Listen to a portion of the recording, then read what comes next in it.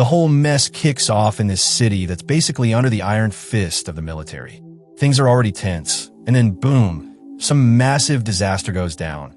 And suddenly there's talk about a deadly virus ripping through the place. People start panicking, trying to get out before it's too late.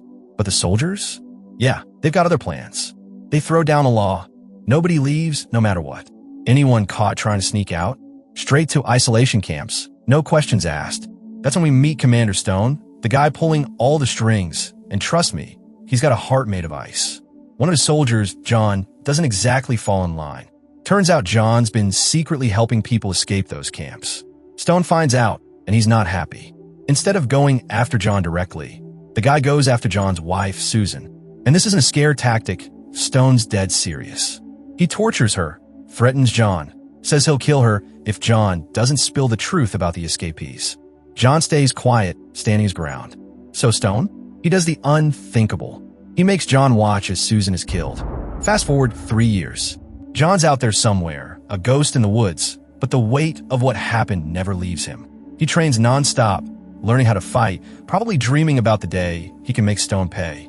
We start seeing flashes of John's old life, how he used to be part of Stone's Special Forces unit. These guys were ordered to deal with anyone suspected of carrying the virus, which basically meant wiping out whole groups of people. But here's the kicker. The virus? It wasn't even the real enemy. Stone cooked up the whole thing for his own twisted reasons. Power, control, whatever you want to call it. All those lives lost. Just collateral damage. John eventually figures this out, and the guilt eats at him. Speaking up gets him branded a traitor.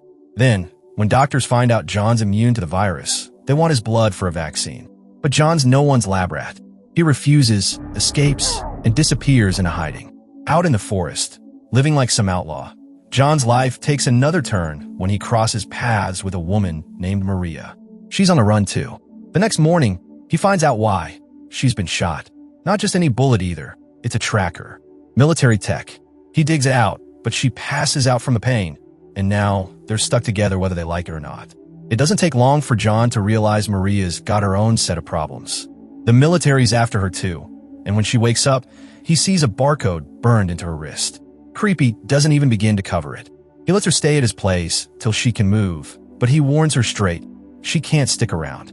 He knows how these guys work, and the longer she's with him, the bigger the target on both their backs. 2 days later, the storm hits.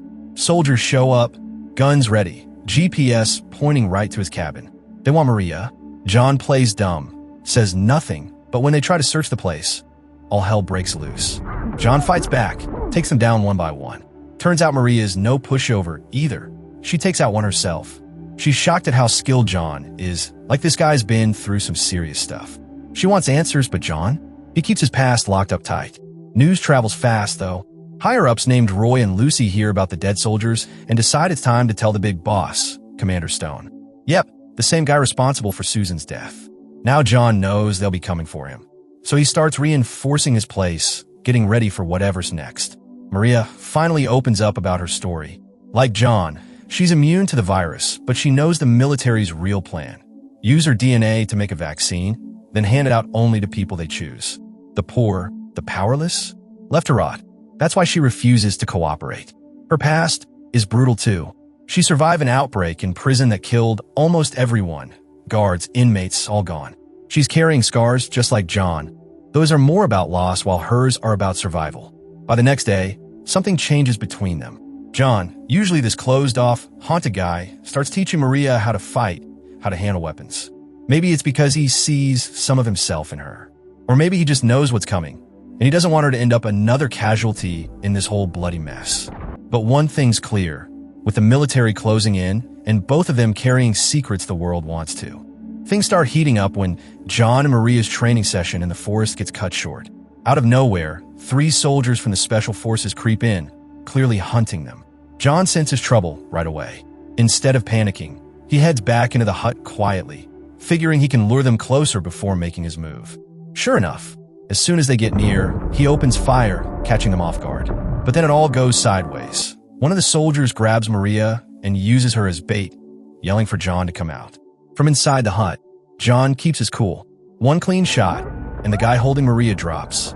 John steps out to finish the job, making sure the danger's gone before they can regroup. Back at the Special Forces base, when the missing soldiers don't report back, the higher-ups start realizing something's wrong. They send in backup, not knowing that Maria is being protected by John. The same John who used to be one of their best operatives before everything went to hell. John and Maria know more troops will be coming, so they get ready. John digs out a weapon he hasn't used in years, clearly preparing for war. He tells Maria to fetch some water from the nearby lake while he keeps watch. But fate has other plans.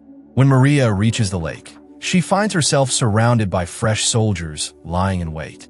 They think they've scored the big prize and immediately call Roy, who rushes to report it to Commander Stone.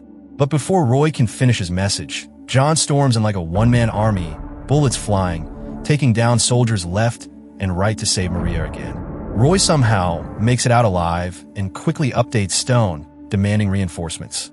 Stone, cold as ever, orders his men to capture Maria alive. She's too valuable to kill. The next wave of soldiers moves in. This time, they manage to grab Maria briefly, but she fights back hard, taking down several of them before John arrives to help. News of the mounting losses finally reaches Stone, and he realizes brute force alone isn't cutting it. He changes tactics, planning to trap John inside a newly discovered tunnel near his hut. While scouting the area, John unexpectedly runs into Roy, an old friend turned enemy. What follows is a brutal, no-holds-barred fight. Roy's good, really good. He knocks John down several times, and it's clear these two share a messy past. For John, it's about saving Maria no matter what. For Roy, it's about following orders no matter how bloody. While the two clash, Maria gets captured again. John, though beaten down, isn't dead. He gets back on his feet, driven by sheer determination, and chases after them as Roy drags Maria deep into the tunnel with the rest of the soldiers. John hears Stone giving orders over the radios of fallen soldiers. Everyone's converging on the tunnel. It's obviously a trap, but John doesn't care. He charges in anyway.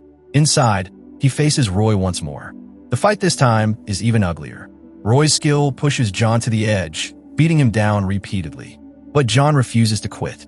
At the last moment, he turns the tables, finally defeating Roy and freeing Maria. Their escape, though, is blocked almost immediately. Stone's men flood the area, cutting off every route.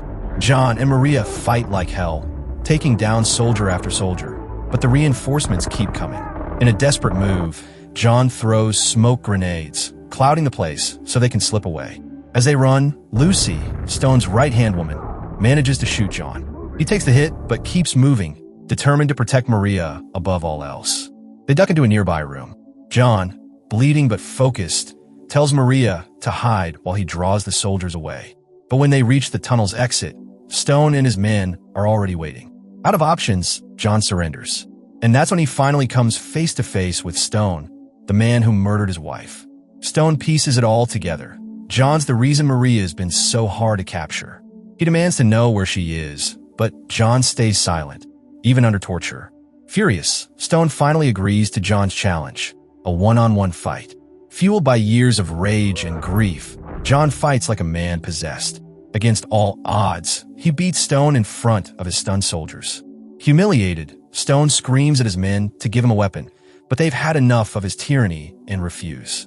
Snapping, Stone steals a gun from one of them, only for fate to turn on him. He's shot with the same weapon he tried to take. As chaos unfolds, Maria steps out of hiding, holding 2 grenades, ready to blow everything sky high if Lucy doesn't release John. Cornered, Lucy reluctantly agrees, leading Maria away while John stays behind, wounded but alive. What no one realizes is that before all this, John gave Maria his blood sample. Later, scientists used both his and Maria's blood to finally create a vaccine, ending the nightmare and giving the city a chance to heal.